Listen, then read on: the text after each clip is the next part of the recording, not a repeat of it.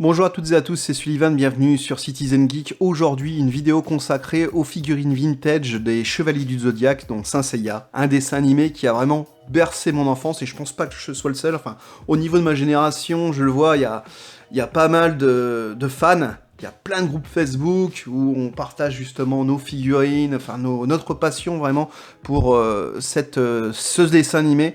Il y a tout juste 30 ans, à mes 8 ans, j'allais avoir justement ma première figurine, c'était la figurine du Chevalier du Cygne, du yoga. J'ai plein de souvenirs et plein de photos justement, mais j'ai encore la figurine, mais je n'ai plus la boîte. J'ai complété au fur et à mesure ma collection. À un moment, je conservais simplement mes petites figurines que j'avais pendant mon enfance, mais j'ai complété cette collection. Aujourd'hui, j'ai pratiquement tous les Chevaliers d'Or, donc en figurine vintage. Il me manque simplement le Chevalier du Lion.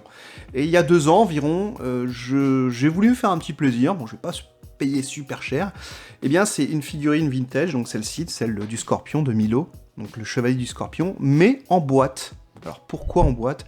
Parce que lorsque j'étais gamin, il y a un truc que j'adorais, c'est lorsque j'allais faire les courses avec mes parents, c'est que je courais tout de suite au rayon jouets pour aller voir les figurines vintage, enfin pas vintage à l'époque, les figurines d'époque que je n'avais pas, et il y avait une particularité sur les boîtes françaises, c'était ce petit clapet où vous pouviez voir la figurine et son armure et son porte-armure, voilà. Donc j'étais tout fou à l'époque.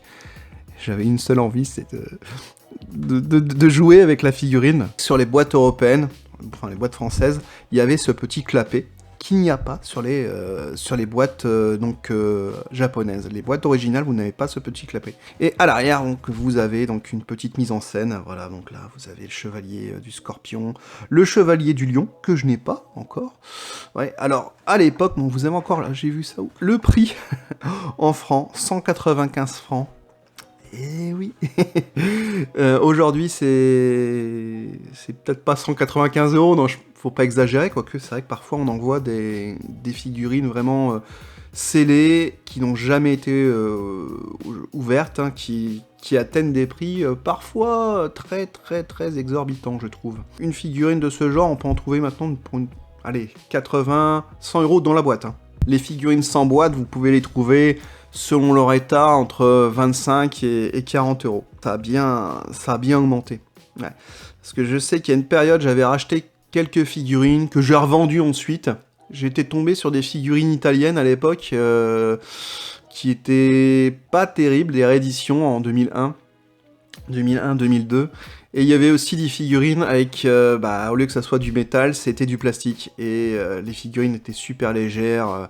Alors, on avait du mal à vraiment emboîter les différentes pièces sur les personnages. C'est pas le cas vraiment de ces figurines Bandai, donc originales de 1987. Hein. Les rééditions sont différentes au niveau du packaging. Là, vraiment, on est vraiment sur un modèle donc d'époque, hein, de 1987 ou 89. Hein. Moi, je sais que c'était en 89 ma première figurine. Je vous montrerai ensuite les figurines que j'ai. Voilà, donc la figurine de Milo, le chevalier du Scorpion. Franchement, j'ai toujours aimé ce chevalier. Très très classe. Déjà, son armure était plutôt bien. Voilà, donc 1987, fabriqué à Taïwan. Ce que je vais faire maintenant, eh bien, je vais déballer cette figurine et je vais monter l'armure. Bon, on va faire ça proprement. Ah là là. Ça me rappelle mon enfance. Je fais attention, je ne jette pas la boîte, je la pose délicatement. Ouais, parce que franchement, quand on est collectionneur,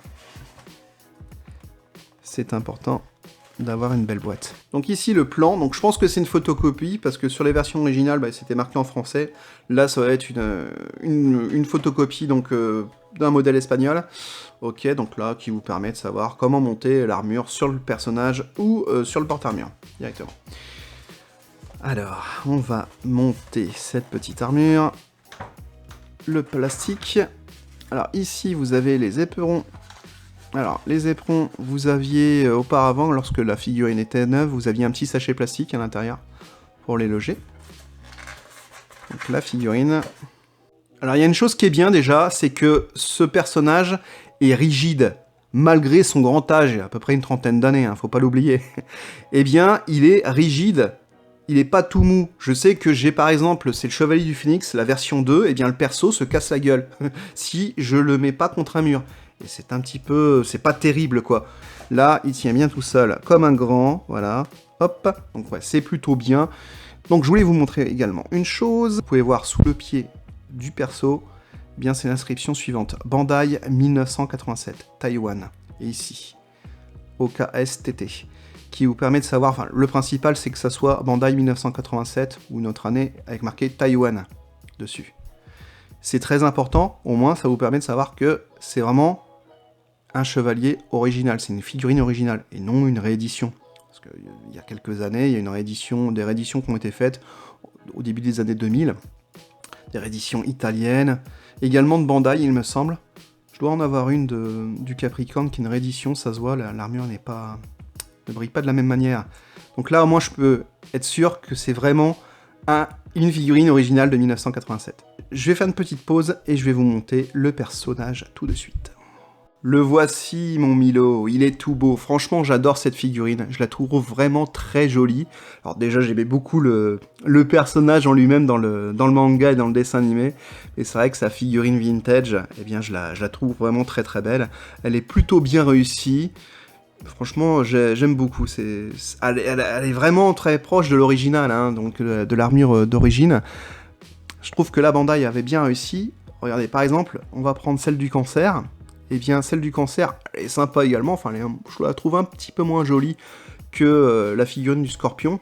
Mais il y a un truc, à l'époque déjà, quand j'étais gamin, qui m'avait choqué, eh bien, c'est cet avant-bras qui ne ressemble pas du tout à l'avant-bras d'origine. Vous avez des pinces, eh bien, le chevalier du cancer n'a pas de pince sur son avant-bras. C'est quelque chose qui est rajouté sur cette armure. Pourquoi? Parce que sur le porte-armure, eh bien, il n'y a pas de pince dessus. Donc ils ont mis les pinces directement pour représenter la figurine du cancer, quoi. Alors j'ai remarqué une chose, c'est beaucoup de trentenaires qui ont connu le Club Dorothée et le dessin animé à l'époque, en 1989, se passionnent justement pour ces petites figurines. J'en vois beaucoup justement sur certaines pages Facebook que je vous mettrai en description, où il y a, j'ai remarqué en ce moment, pas mal de collectionneurs qui rachètent des figurines vintage. Il n'y a pas que les trentenaires, enfin, trentenaires, on est plus proche de la quarantaine maintenant, bon, faut pas le dire, mais j'ai remarqué aussi, il y a également des jeunes, vraiment des plus jeunes, qui s'intéressent donc à Saint Seiya, bien sûr, à l'univers Saint Seiya, qui n'ont pas forcément connu vraiment la série originale, ils ont connu vraiment Saint Seiya Omega, Lost Canvas, mais qui s'intéressent vraiment aussi maintenant à ces figurines vintage, qui s'intéressent et même qui en achètent parfois. Donc pour vous dire que c'est pas parce que on a 20 ans qu'on peut pas s'intéresser à des choses beaucoup plus anciennes, hein. Voilà.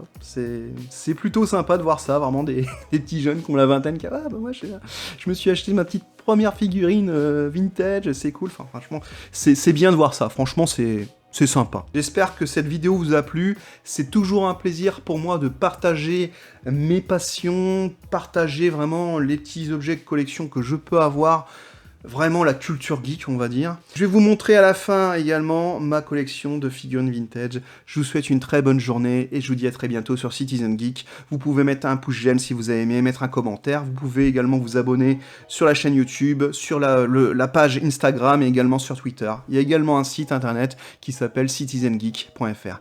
Je vous dis à très bientôt pour de nouvelles aventures. Ciao!